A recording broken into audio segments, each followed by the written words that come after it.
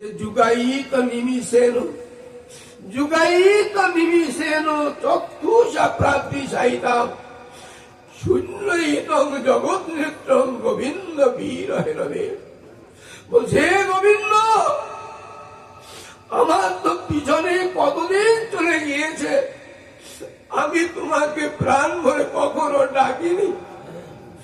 আমার কতদিন কত সময় অতিক্রান্ত হয়েছে, আমার জিহ্বা প্রতি আমি তোমার সেই মধুমাখা নাম আমি উচ্চারণ করতে পারিনি। কতদিন আমার বিফলে চলে গেল। প্রভু রাধা রমণ গোস্বামী বলেছেন, যুগায়িত নিমিষেন চক্ষুষা প্রাপ্তি সহিতা। বচনে ভক্তজন, একটা মুহূর্ত যদি, একটা নিমিষ যদি আমার জিহ্বায় হরিনাম উচ্চারিত না হয়, তাহলে আমার মনে হয় যে আমার জীবন থেকে যেন একটা যুগ যেন অতিক্রান্ত হয়ে গেল। হরে কৃষ্ণ।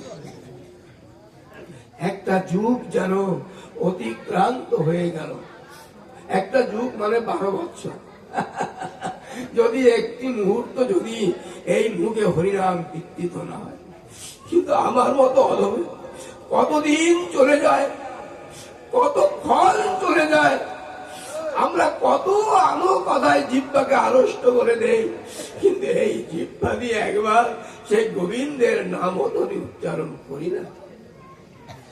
ভাগবত কি বলছে, যে পিছনে তোমার যা গিয়েছে সে ভাবনা করে লাভ নেই। তমস কীর্তিরাং যস্য ভক্তানাং চরণং গত। আসো ভক্ত, এই মুহূর্ত থেকে তোমাদের হৃদয়টাকে জাগৃত করার জন্য তুমি সাধুগুরু বৈষ্ণবের চরণ ভজনা করো। সাধুগুরু বৈষ্ণবের শ্রী চরণের কৃপা ভিক্ষা প্রার্থনা করো এবং বৈষ্ণবকে পরশ করে বৈষ্ণবের চরণের কৃপার জঙ্গে ধারণ করে তোমার দেহটাকে কৃষ্ণ ভক্তি রসে তুমি জাগৃত করো।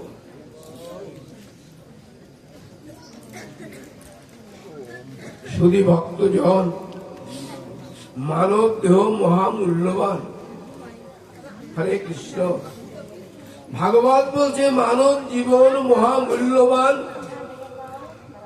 তারপরের লাইনতে বলছে, যদি না এই দেহে গুরুদেবের ভজন হয়। হরে কৃষ্ণ। যে দেহে গুরুদেবের ভজন হয় না, সে দেহে কৃষ্ণের ভজনও হয় না। কারণ গুরু রূপে কৃষ্ণ কৃপা করেন ভক্ত জনে। এই জন্য গুরুদেবের ভজন যদি এই দেহে না হয়, তার গোবিন্দের ভজনও তো এই দেহে হবে না। তাহলে কি হবে, এই দেহটা মহামূল্যবানের পরিবর্তে বৃষ্টি, কৃমি এবং জড়তায় পর্যবসিত হয়ে যাবে। আপনারা জানেন ভক্তবৃন্দ, এই যে মানব জীবনটা আমরা লাভ করেছি, এটা কিন্তু এমনিতেই লাভ করতে পারিনি। 30 লক্ষ বার জীবের বৃক্ষকুলে জন্ম হয়েছে, 20 লক্ষ বার জীবের পশুকুলে জন্ম হয়েছে, 11 লক্ষ বার জীবের জলজ জন্তু রূপে। জলের মধ্যে কত প্রাণী থাকে, মর্কট, কুম্ভীরাদি। এই দেহটা একদিন হয়তো সেখানেও ছিল। 11 লক্ষ বার জীবের পক্ষীকুলে জন্ম হয়েছে। তারপরে আরো 10 লক্ষ বার জীবের জন্ম হয়েছে কর্মগুণে কৃমি কীটাদিতে। হরি বল। কোথায় জন্ম হয়েছে?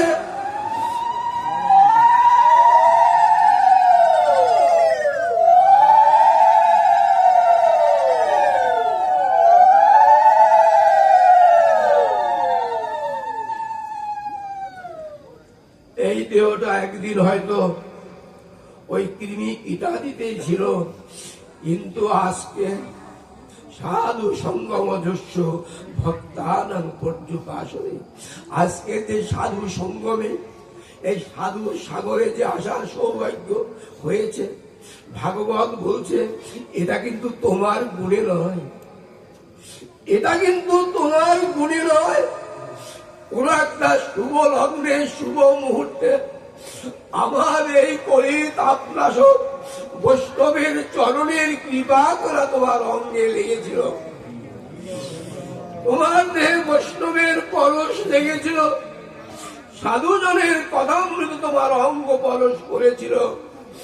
তাই তো সেই পুণ্য বলে, সেই পুণ্য জ্ঞানে তুমি ওই পশু জন্ম থেকে তুমি আজ মানব জন্মে তুমি আবির্ভূত হয়েছে। কিন্তু এই জন্মটা যেন তোমার আর বৃথায় চলে না যায়, এই জন্মটা যেন তোমার আর পিছনে চলে না যায়। এজন্য মহারাজ পরীক্ষিতকে শুকদেব প্রভু একটা বাণী উদ্দীপন করেছিলেন। বলছেন, মহারাজ পরীক্ষিত, জন্মিলে তো মরিতে হবে, অমরকে কোথা কবে, কেউ তো অমর নয়, মরতে তো হবেই। তবে সে মরাটা যেন জ্যান্ত ভক্তের কৃপার নন্দিতে যেন আবদ্ধ হয়ে যায়। হরে কৃষ্ণ। মরতে তো হবে, তবে সেই মৃত্যুর ঘণ্টাটা যেন ভক্তের কর্ণকুহর পর্যন্ত যেন পৌঁছে চলে যায়। বলে কিভাবে হবে? বলতে সাবাক ও জয়াতস্য গুণানুগৃহীতে করো তৎ কর্ম করো মনুষ্য স্থির জঙ্গমেষু দর্শিনতি তদ্ভি কর্ণ অঙ্গানি বিষ্ণু রথ তজ্জনানাং পদতকং জানি ভজন্তি নিত্য। শ্লোকটি আমি আবার উচ্চারণ করছি, যদি আপনাদের সম্ভব হয় আপনার ভাগবত থেকে অন্তত এই শ্লোকটি একটু আয়ত্ত করার চেষ্টা করবেন ভক্তবৃন্দ। শ্লোকটি আমি আবার বলছি, আপনারা একটু মনে মনে আমার সাথে বলবেন। সাবাক জয়াতস্য গুণানুগৃহীতে করো তৎ কর্ম করো মনুষ্য স্থির জঙ্গমেষু যশ্রিণতি তদ্ভি কর্ণ অঙ্গানি বিষ্ণু রথ তজ্জনানাং পদতকং জানি ভজন্তি নিত্য। বছরে জীব, হে মহারাজ পরীক্ষিত, সংসার ধর্ম পরিত্যাগ করে আজ তুমি এই নৈমিষারণে ভক্ত সন্নিধানে এসেছ। কিন্তু কি করতে হবে জানো? সাধু সঙ্গে এসেছ, সাধু সঙ্গের প্রধান কাজটা কি জানো তো? শোনো মহারাজ পরীক্ষিত, যে মুখ দিয়ে তুমি গোবিন্দের নামের ধ্বনি উচ্চারণ করবে, হরে কৃষ্ণ, যে মুখ দিয়ে তুমি আমার গোবিন্দের মধুর মধুর বাণী উচ্চারণ করবে, মৃত্যুকাল পর্যন্ত এই মুখ দিয়ে তুমি কখনো যেন আর কোনো বাজে কথা তুমি উচ্চারণ না করো। হরে কৃষ্ণ। শুদ্ধ ভক্তবৃন্দ, অন্তত এই একটা বাণী যেন আমরা একটু প্রতিদিন যেন অভ্যাস করতে পারি। সাবাক জয়াতস্য গুণানুগৃহীতে করো।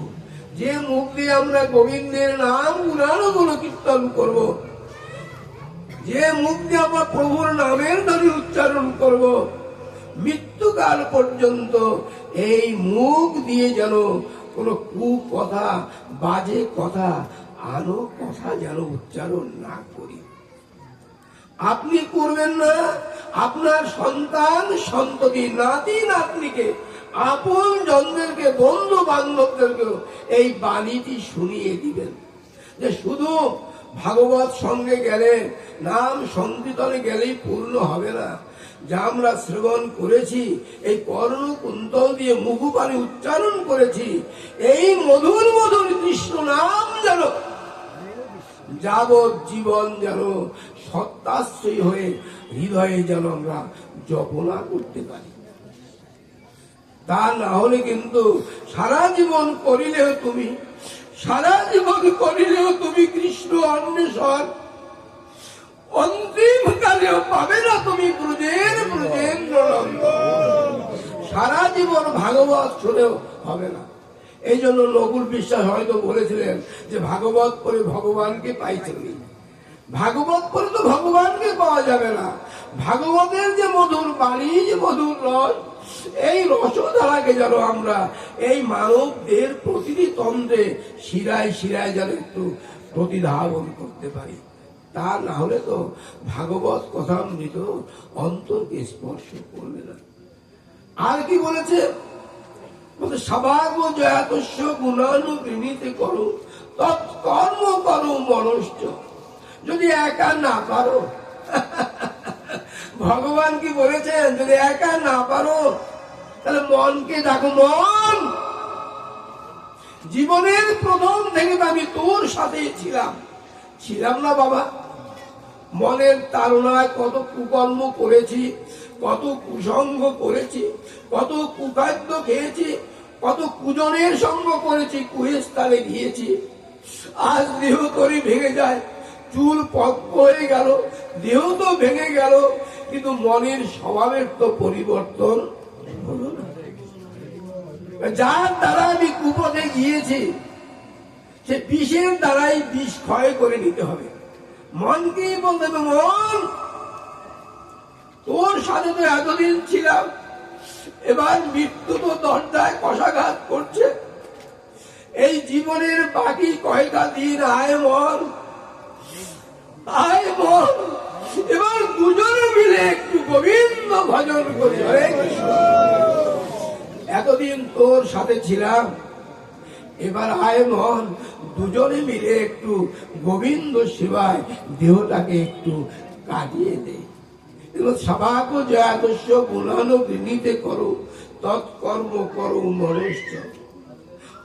আর কি বলছে? অঙ্গানি বিষ্ণু রথ তৎচলানং পদতপং জানি ভজন্তি নিত্যম। বলছে, ওরে জীব, তোমাকে যে দুটা কর্ণ দেওয়া হয়েছে, কর্ণ মানে কান, এই কান দিয়ে তুমি কি শ্রবণ করবে? বাজে কথা শুনতে হবে। হরে কৃষ্ণ, বাজে কথা শুনতে হবে। এই যে আজকে রমজানপুর এসেছি বা টর্কি বন্দরে হাঁটছি, রাস্তাঘাটে কত বাজে কথা, কুকথা, আলো কথা আমাদের কানে আসে না বাবা? সেগুলো কি করব? সেগুলো তো শুনতে হবে, সেগুলো শুনতে হবে, কিন্তু শ্রবণ করা যাবে না। সেগুলো শুনতে হবে, কিন্তু শ্রবণ করা যাবে না। কি শ্রবণ করা যাবে? তার শ্রবণের কতগুলো নীতি আছে। ভাগবত বলছে যে কানেরও ভিতর দিয়ে, ওরে জীব, কানেরও ভিতর দিয়ে মরণে পশিবে গিয়ে, আকুল করিবে তোমার তনু মন হিয়ে, তবে হবে তোমার কৃষ্ণ কথা শ্রবণ। যেন আমাদের যে কান, এখানে অনেক ডাক্তার হয়তো আছেন, আমার সামনে এক ডাক্তার, এই কানটাকে আমরা তিনটা ভাগ করি। মেডিকেল সায়েন্স বলছে যে বাইরে যেটা দেখা যায় এটা কানের শুধু বাইরের আবরণ, ভিতরে আরো দুটো অংশ আছে। একটা হলো অন্তঃকর্ণ, আর একটা হলো মধ্যকর্ণ। এটা কিন্তু কানের কিছুই না, যাতে ময়লা আবর্জনা ভিতরে ঢুকতে না পারে। আর মানুষকে তো প্রভু অত্যন্ত সুন্দর করে তুলেছেন। এই পৃথিবীতে যত জীব সৃষ্টি করেছেন, তার মধ্যে ইসলাম ধর্ম বলছে আশরাফুল মাখলুকাত, আমাদের ধর্ম বলছে সৃষ্টির সেরা জীব। এই মানুষকে তিনি অত্যন্ত সুন্দর করে নিজের বপুর সাথে এক করে তিনি তৈরি করে নিয়েছেন। এজন্য ভাগবত বলছে শ্রীকৃষ্ণের যতক লীলা, শ্রীকৃষ্ণের যতক লীলা সর্ব উত্তম নরলীলা, নর বপু তাহারই স্বরূপ। এই যে মানব দেহকে প্রভু তার নিজের মতো করে তৈরি করেছেন, নিজেও যেমন সেজেছেন, তার অপূর্ব দীপ্ত কান্তি মোহনীয়ময় রূপের দ্বারা তিনি নিজকে আলোকিত করেছেন। এই জীবকেও তিনি তেমনি ভাবে পা থেকে মাথা পর্যন্ত অপূর্ব সৌন্দর্য দিয়ে তৈরি করেছেন। আমরা যেন তার তৈরির জীব হয়ে আমার এই মানব ধর্মের যেন কোনো অবমাননা না করি বাবা। হরে কৃষ্ণ, আমরা যেন মানব ধর্মের কোনো অবমাননা না করি।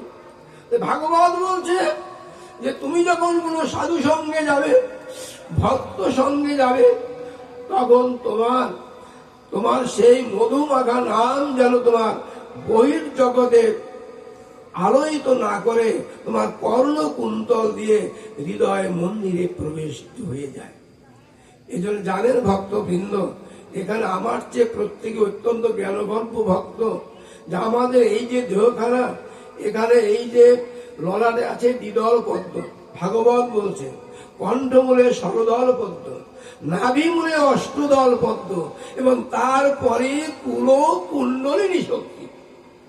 আমরা যদি গুরুদেবের আশ্রয় গ্রহণ করি, গুরুদেবের চরণ বন্দনা করে, তাহলে গুরুদেবের তার কৃপা করার দ্বারা এই পরমার্থ তত্ত্বটাকে আমরা অনুধাবন করতে পারব।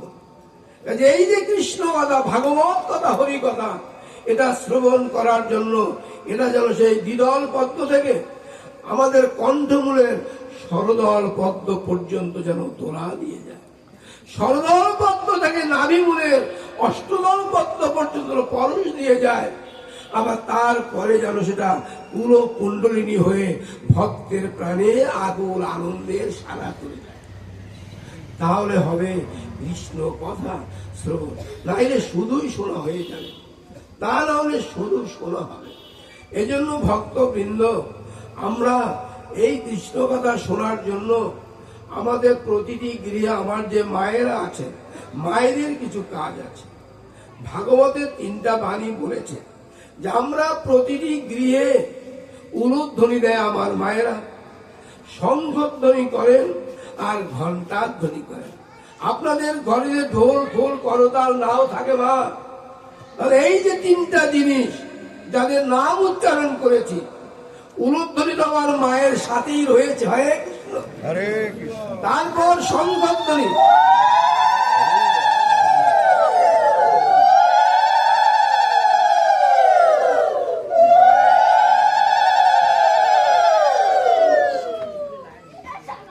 উলুধ্বনিতে কি হয়? ভাগবতের 11 স্কন্ধে আছে, পিশাচ দূরে সরে যায়। ঘরের মধ্যে যদি কোনো অপকর্ম থাকে, আমার যে মা তার মধুর কণ্ঠে তার জিহ্বগ্র দিয়ে যে মধুর মধুর মধুর ধ্বনি করবে, সেই ধ্বনি যতদূর পর্যন্ত পৌঁছে যাবে ততদূর পর্যন্ত পিশাচ পালিয়ে যাবে, অনর্থ দূরে চলে যাবে। এই দেহটা তখন কৃষ্ণ ভক্তিময় হয়ে যাবে। সেই গৃহের যারা পুরুষ থাকবেন, ছেলে মেয়ে সন্তান পরিবার বর্গ, ক্রমে ক্রমে প্রতিটি জনের মধ্যে শুদ্ধ ভাগবত ভক্তি, কৃষ্ণ ভক্তি জাগরিত। হরে কৃষ্ণ। আর শঙ্খধ্বনি, ভাগবত বলতে শঙ্খধ্বনিতে অসৎ চিন্তা দূরীভূত হয়ে যায়, দেহ মন আনন্দে পূর্ণ হয়ে যায়। হরে কৃষ্ণ। এই জন্য আপনারা জানেন যে কুরুক্ষেত্রের যুদ্ধে ভগবান শ্রীকৃষ্ণ পাঞ্চজন্য শঙ্খ নিনাদ করেছিলেন, অর্জুন দেবদত্ত শঙ্খ নিনাদ করেছিলেন, এবং তার যে অন্য ভাইয়েরা তারাও সুঘোষ এবং মণিপুষ্প ধ্বনি করেছিলেন, এবং অন্যান্য যারা মহারথী এসেছেন তারাও সেই শঙ্খ ধ্বনি করেছিলেন। সেই শঙ্খ ধ্বনিতে যারা সে বিপক্ষীয় কৌরব পক্ষ ছিল, তাদের অন্তরের মধ্যে ভীতি সঞ্চার হয়েছিল। হরে কৃষ্ণ। 7 অক্ষয়ণী সৈন্য নিয়ে পাণ্ডব পক্ষ যুদ্ধে সমাগত হয়েছিল, আর 11 অক্ষ সৈন্য নিয়ে তার কৌরব পক্ষে এসেছিল। কিন্তু তারা ওই সিংহনাদ শ্রবণ করে, শঙ্খধ্বনি শ্রবণ করে তাদের অন্তর কিন্তু কম্পবার হয়েছিল। এই জন্য আমার মায়েরা যেন উলুধ্বনি দিতে ভুলে না যান। হরে কৃষ্ণ। আমি লক্ষ্য করেছি, কিছুদিন আগে আমার অত্যন্ত দুঃখ হয়, আমি একটু ভারতে গিয়েছিলাম, তা পল্লী অঞ্চলে গিয়েছি, গ্রামের মধ্যে হিন্দুতে পরিপূর্ণ, কিন্তু সন্ধ্যা সমাগমে মাত্র গুটি কয়েক ঘর থেকে উলুধ্বনির শব্দ পেয়েছি। হরে কৃষ্ণ। আর কোথাও উলুধ্বনি নেই। আমার মায়েদের প্রতি আমার গভীর ভাবে নিবেদন থাকবে, আমরা যেন উলুধ্বনি দিয়ে আমরা যেন সেই আমাদের গৃহখানাকে আমরা মধুর মধুর মাঙ্গলিক চিত্রে যেন পরিণত করি।